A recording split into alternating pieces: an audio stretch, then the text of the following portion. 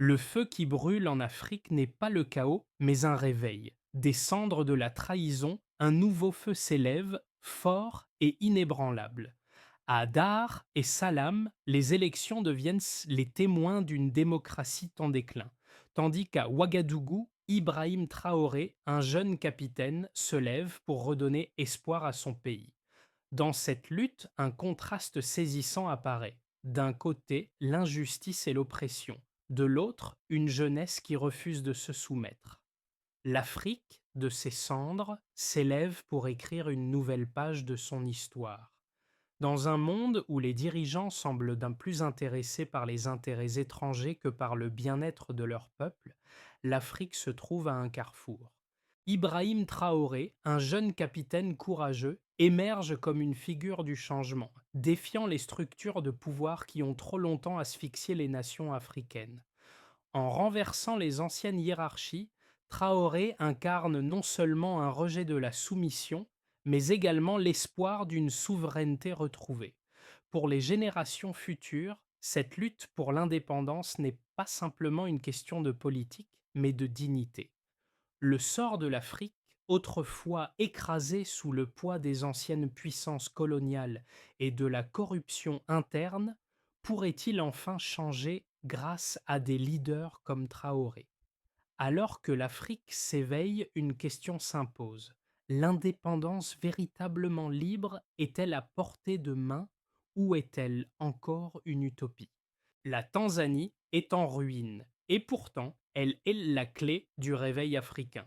Le 29 octobre 2025, les électeurs de Dar et Salam se sont vus privés de leur droit de choisir, les urnes manipulées, la démocratie éclatée.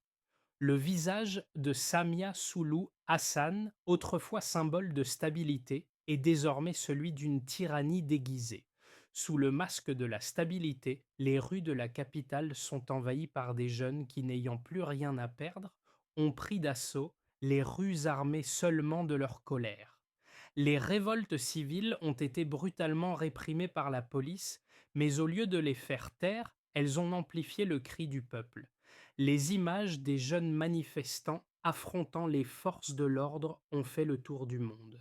Mais au-delà de l'agitation, un véritable message a été envoyé. La jeunesse tanzanienne n'accepte plus la soumission. Dans un contexte similaire, Ibrahim Traoré, jeune capitaine du Burkina Faso, a pris la tête de la révolution du peuple. Tandis que la Tanzanie s'effondrait dans le chaos, le Burkina Faso connaissait un réveil radical sous l'impulsion d'un homme décidé à redonner à son peuple le contrôle de son destin.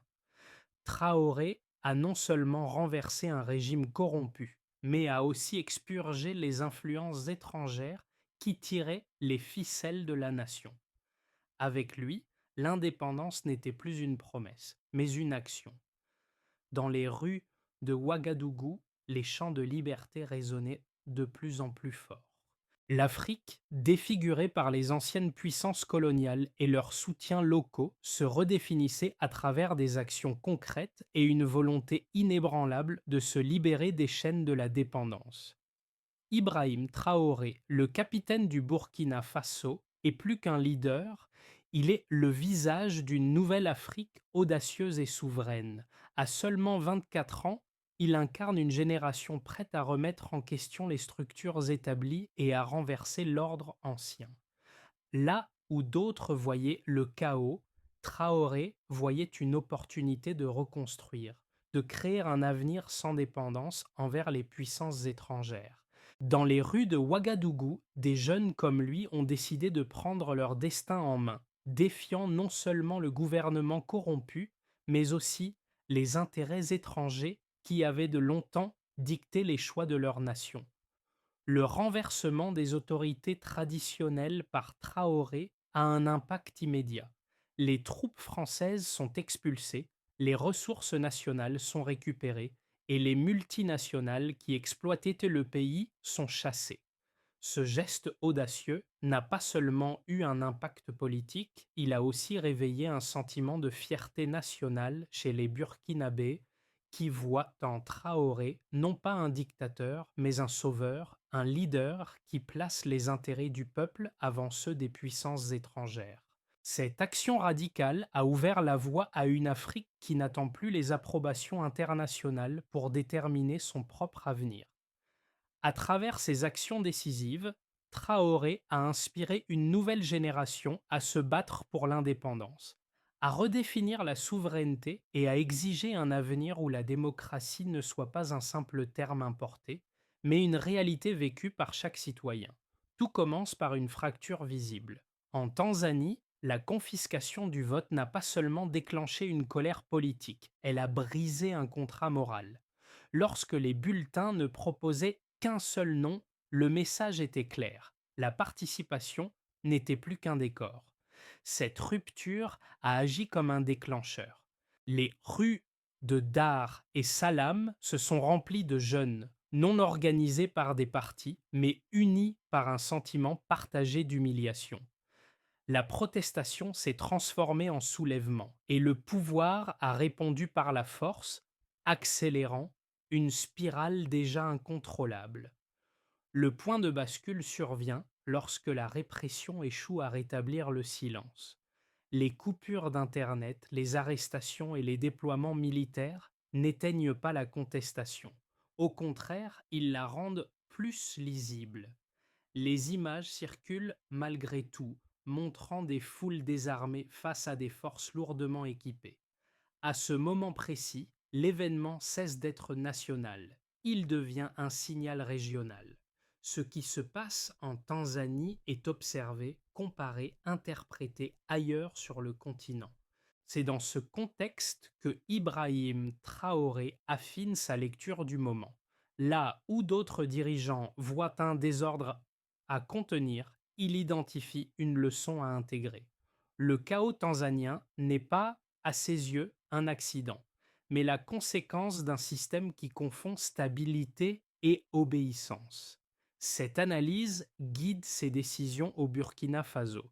La rupture n'est pas progressive, elle est assumée.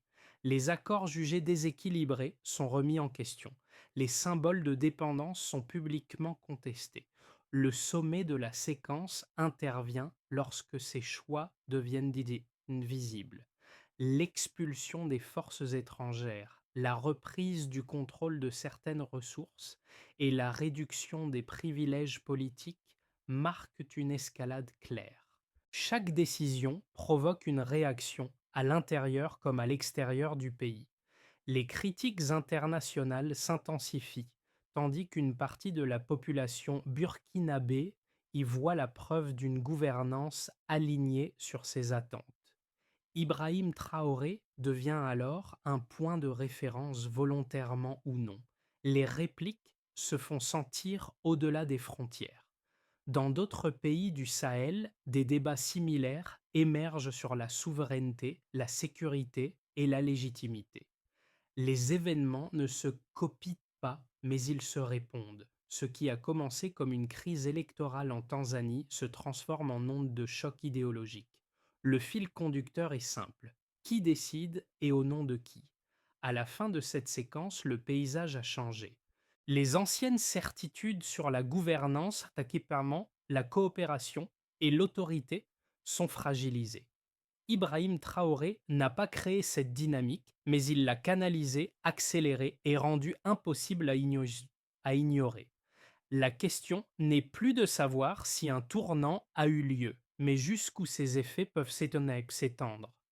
Avant les ruptures récentes, le Burkina Faso suivait une trajectoire familière à de nombreux États du Sahel. La sécurité reposait largement sur des partenariats extérieurs.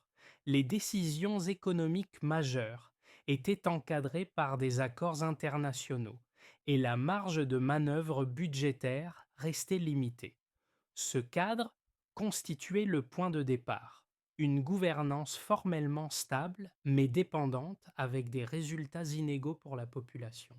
Les indicateurs sociaux restaient fragiles et la perception d'une souveraineté incomplète alimentait une défiance croissante, en particulier chez les jeunes.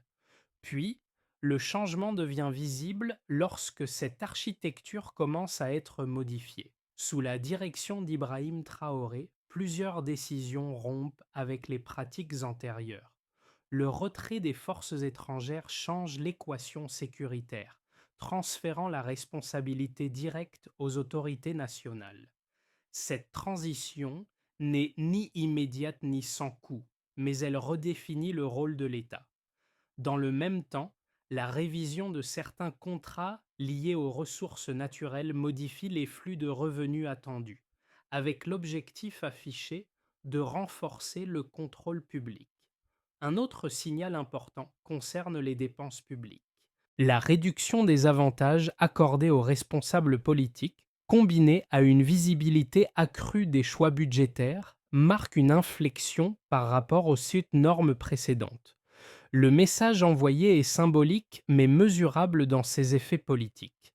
L'écart entre gouvernants et gouvernés est publiquement reconnu comme un problème à corriger. Ibrahim Traoré inscrit ainsi l'austérité politique comme un signal de crédibilité plutôt qu'un simple ajustement comptable. Un troisième élément mesurable touche à la diplomatie. La diversification des partenariats internationaux, notamment en dehors des axes traditionnels, modifie l'équilibre des influences. Ce déplacement n'implique pas une rupture totale avec les cadres existants, mais introduit une logique de négociation différente. Le Burkina Faso ne se présente plus uniquement comme bénéficiaire, mais comme acteur cherchant des arrangements perçus comme plus symétriques. Cette évolution est scrutée par les observateurs régionaux, car elle suggère une alternative au modèle dominant. Pris ensemble, ces éléments dessinent une trajectoire distincte. Le passage du point de départ à la transformation ne garantit pas des résultats immédiats, mais il change les paramètres d'évaluation. La gouvernance n'est plus jugée seulement sur la conformité aux standards extérieurs, mais sur sa capacité à produire une cohérence interne. Ibrahim Traoré devient ainsi un cas d'étude, non pour ses intentions, mais pour les mécanismes qu'il met en œuvre. La comparaison avec la Tanzanie renforce ce contraste. Là où la centralisation du pouvoir a conduit à une rupture violente entre État et société, le Burkina Faso expérimente une reconfiguration plus directive, mais orientée vers la légitimité populaire. Ces données ne tranchent pas le débat, elles le déplacent. La question n'est plus de savoir si le changement est risqué, mais quel type de risque une société est prête à accepter pour redéfinir sa souveraineté. Les critiques de la trajectoire empruntée par le Burkina Faso avancent deux arguments centraux. Le premier concerne le risque d'autoritarisme. Selon eux, la concentration rapide du pouvoir, même justifiée par l'urgence sécuritaire ou la souveraineté économique, fragilise les contrepoids institutionnels. Dans cette lecture, la suspension ou la redéfinition de certains mécanismes hérités de l'ordre précédent pourrait ouvrir la voie à une gouvernance durablement personnalisée, difficile à corriger à moyen terme. Le second argument porte sur l'isolement international. En rompant avec des partenaires historiques et en redéfinissant ses alliances, le pays s'exposerait à des pressions économiques et diplomatiques accrues. Les critiques estiment que cette stratégie pourrait réduire l'accès au financement, freiner les investissements et compliquer la gestion d'une économie déjà vulnérable. Autrement dit, la souveraineté affichée risquerait de se traduire par un coût social élevé pour la population. Ces deux arguments méritent d'être pris au sérieux. Pourtant, la réponse apportée par les faits nuance leur portée. Sur le premier point, la centralisation observée s'accompagne d'un discours constant sur la responsabilité et la temporalité. Ibrahim Traoré ne présente pas la concentration du pouvoir comme une fin, mais comme un outil transitoire dans un contexte de crise. Cette justification ne suffit pas à dissiper toutes les inquiétudes, mais elle replace le débat sur la durée et les mécanismes de sortie plutôt que sur une intention supposée. Concernant l'isolement, les données disponibles montrent moins une fermeture qu'un déplacement. Les partenariats ne disparaissent pas, ils se recomposent. Le Burkina Faso cherche à multiplier ses options plutôt qu'à dépendre d'un seul axe. Cette diversification ne garantit pas le succès économique, mais elle réduit l'asymétrie qui caractérisait les relations antérieures. Le risque existe, mais il est assumé comme tel. Au fond, le désaccord porte sur un choix de priorité. Faut-il privilégier la prévisibilité externe ou la cohérence interne? La réponse apportée par Ibrahim Traoré penche clairement vers la seconde option. Elle ne ferme pas le débat, elle le déplace vers une question plus fondamentale. Quelle gouvernance est jugée légitime lorsque la stabilité formelle ne produit plus de justice tangible? À mi-parcours, une réalité devient difficile à ignorer. Le débat ne porte plus uniquement sur les méthodes d'Ibrahim Traoré, mais sur la définition même de la bonne gouvernance. Ce qui semblait, au départ, être une réaction ponctuelle à une crise sécuritaire ou diplomatique s'impose désormais comme une remise en cause plus profonde des normes importées. La gouvernance n'est plus évaluée seulement par des procédures formelles, mais par sa capacité à répondre à des besoins concrets et immédiats. Dans ce basculement, le Burkina Faso cesse d'être un cas isolé.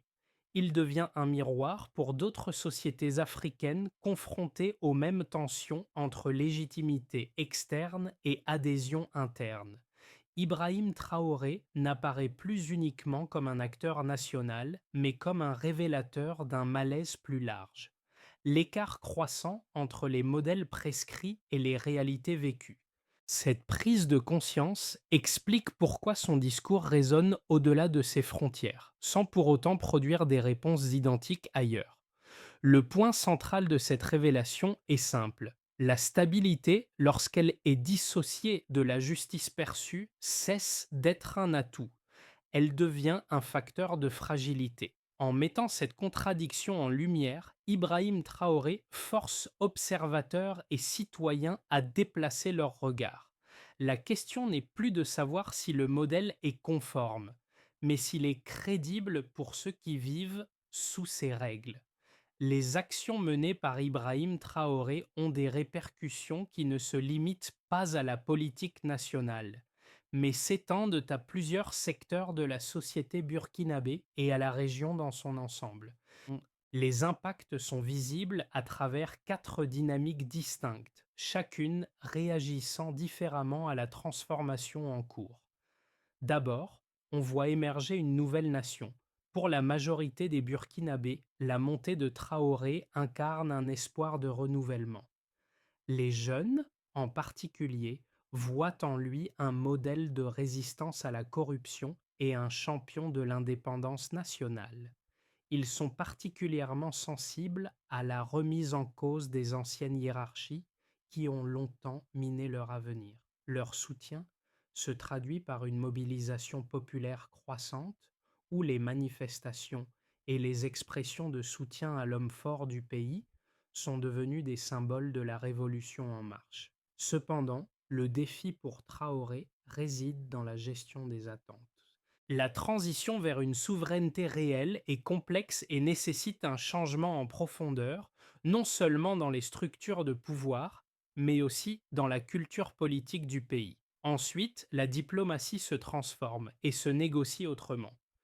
Sur la scène internationale, la posture de Traoré et sa volonté de redéfinir les alliances bouleversent l'équilibre diplomatique.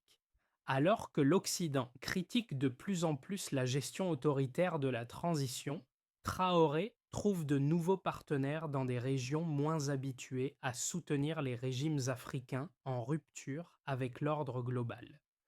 Les relations avec la Russie et certains pays du Sahel, par exemple, montrent un déplacement des axes traditionnels. Cette diversification permet au Burkina Faso d'élargir ses horizons économiques et sécuritaires, mais elle expose également le pays à de nouvelles vulnérabilités géopolitiques. Mais une question demeure, celle d'une nouvelle dépendance. Bien que Traoré revendique une rupture avec la dépendance coloniale et économique, ses choix présentent un autre type de dépendance. En se réorientant vers de nouveaux partenaires, le Burkina Faso entre dans une forme de dépendance plus souterraine où les contrats économiques sont réajustés en fonction des intérêts de ces nouveaux alliés. Ces nouvelles relations, tout en offrant des avantages à court terme, comportent des risques à long terme si elles ne sont pas gérées de manière transparente. La prudence est de mise pour éviter que l'indépendance retrouvée ne soit paradoxalement remplacée par une nouvelle forme d'assujettissement. Enfin, tout se joue dans la vision elle-même. Le plus grand défi que Traoré doit affronter réside dans la gestion de la vision qu'il incarne. Son message résonne profondément avec ceux qui aspirent à une Afrique décomplexée. Mais les tensions internes concernant la gestion des ressources, les réformes économiques et la justice sociale risquent de miner ces bases populaires si elles ne sont pas rapidement adressées. La vision de Traoré d'une Afrique indépendante et prospère pourrait rapidement se heurter aux réalités du terrain, notamment dans la gestion des inégalités sociales et économiques. Les réformes doivent être inclusives et profondément réformatrices, sous peine de se transformer en simples promesses non tenues. Dans les mois à venir, l'évolution du Burkina Faso sous la direction d'Ibrahim Traoré pourrait prendre plusieurs directions, selon la manière dont certains facteurs clés sont gérés. Trois scénarios se dessinent. Le premier, celui d'une trajectoire de référence, suppose que Traoré parvienne à maintenir un équilibre entre la gestion interne et la pression extérieure. Le Burkina Faso pourrait alors connaître une stabilité relative. Le renforcement de la souveraineté nationale se poursuivrait avec un développement économique tiré par la récupération des ressources naturelles et la diversification des partenariats internationaux. Les réformes politiques seraient lentes mais profondes, permettant au pays de se réconcilier avec ses aspirations populaires tout en évitant des ruptures violentes avec les anciennes structures de pouvoir. La jeunesse, soutenue par des politiques d'inclusion, continuerait à être un moteur de changement. L'impact de ces transformations serait visible sur le moyen terme, avec une stabilité politique qui commencerait à se traduire par des bénéfices tangibles pour la population. Le deuxième, plus lumineux, imagine un futur où Ibrahim Traoré réussit à transformer le Burkina Faso en un modèle de gouvernance africaine autonome. L'isolement diplomatique et économique serait temporaire, remplacé par une augmentation de l'influence du pays au sein des organisations régionales et internationales. Les investissements étrangers se diversifieraient et les réformes économiques, bien que difficiles, produiraient des résultats positifs à moyen terme. Le soutien populaire resterait fort, car la vision de Traoré pour une Afrique décolonisée, prospère et indépendante serait perçue comme un exemple à suivre.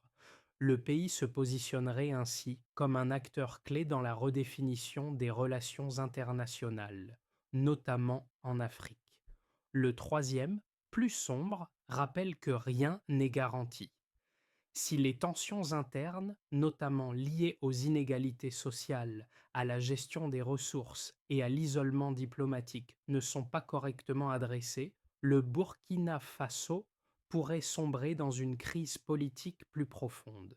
La concentration du pouvoir et la répression des oppositions pourraient générer des mécontentements importants au sein de la population. Les groupes d'opposition interne ainsi que la pression internationale pourraient pousser le régime à prendre des mesures autoritaires supplémentaires, réduisant ainsi les libertés civiles et accélérant la fragmentation sociale. Les relations avec des puissances extérieures pourraient se détériorer et l'accès aux financements internationaux serait de plus en plus limité. Dans ce scénario, l'optimisme autour de la souveraineté retrouvée pourrait se transformer en un isolement prolongé avec des conséquences sociales et économiques graves pour la population. Les répercussions de la situation au Burkina Faso vont bien au-delà des frontières du pays. En Afrique, le modèle d'Ibrahim Traoré résonne avec les jeunes générations qui, pour la première fois, se sentent entendues dans leur quête de justice et de souveraineté. Les étudiants, les travailleurs et même les entrepreneurs commencent à percevoir un avenir où l'Afrique pourrait se gouverner sans la tutelle de puissances étrangères. C'est une vision qui inspire, une lueur d'espoir dans un continent souvent délaissé par les anciennes puissances coloniales. Pour cette nouvelle génération, l'exemple de Traoré devient une référence, un point d'ancrage pour des aspirations plus grandes. Cependant, l'impact de Traoré n'est pas uniquement réservé à l'Afrique. Les observateurs occidentaux et les médias internationaux suivent de près les évolutions du Burkina Faso et certains commencent à s'interroger sur les fondements de la stabilité qu'ils défendent habituellement. Ce qui était un simple événement régional commence à avoir des répercussions sur le discours global autour de la démocratie et de la souveraineté nationale. Traoré pousse à reconsidérer ce que signifie réellement la liberté pour un pays en développement et comment les principes de gouvernance ne doivent pas être universellement imposés mais adaptés à chaque réalité locale. Pour ceux qui sont encore sceptiques, l'exemple de Traoré offre une réflexion importante. Et si, à la place de l'influence extérieure, l'Afrique devait s'appuyer sur ses propres forces pour réécrire son histoire? Dans ce contexte, le Burkina Faso devient un symbole d'une Afrique qui se réapproprie son destin, un modèle qui inspire même au-delà du continent. Pour garantir la réussite à long terme du Burkina Faso, sous la direction d'Ibrahim Traoré, plusieurs étapes clés doivent être suivies, chacune avec un objectif précis et des mesures de succès claires. La première étape consiste à consolider la gouvernance intérieure. Il s'agit de renforcer la légitimité du pouvoir en place en garantissant que les réformes politiques et économiques soient inclusives et transparentes, permettant à tous les groupes sociaux de participer activement à la transition. Le gouvernement devra s'assurer que les jeunes, les groupes marginalisés et les communautés rurales aient une voix dans la construction du nouvel ordre. Ce processus devrait être mesuré par l'augmentation de la participation civique et l'amélioration de la perception publique de la gouvernance. La deuxième étape repose sur la diversification des partenariats internationaux.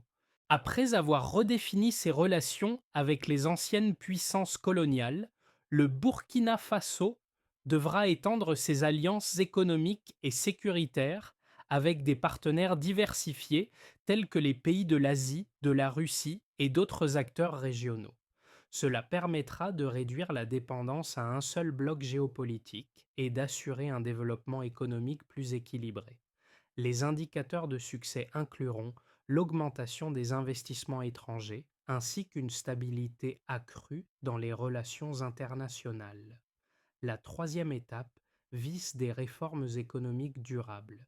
Traoré devra mettre en place des politiques économiques qui réduisent les inégalités sociales et renforcent la souveraineté économique du pays.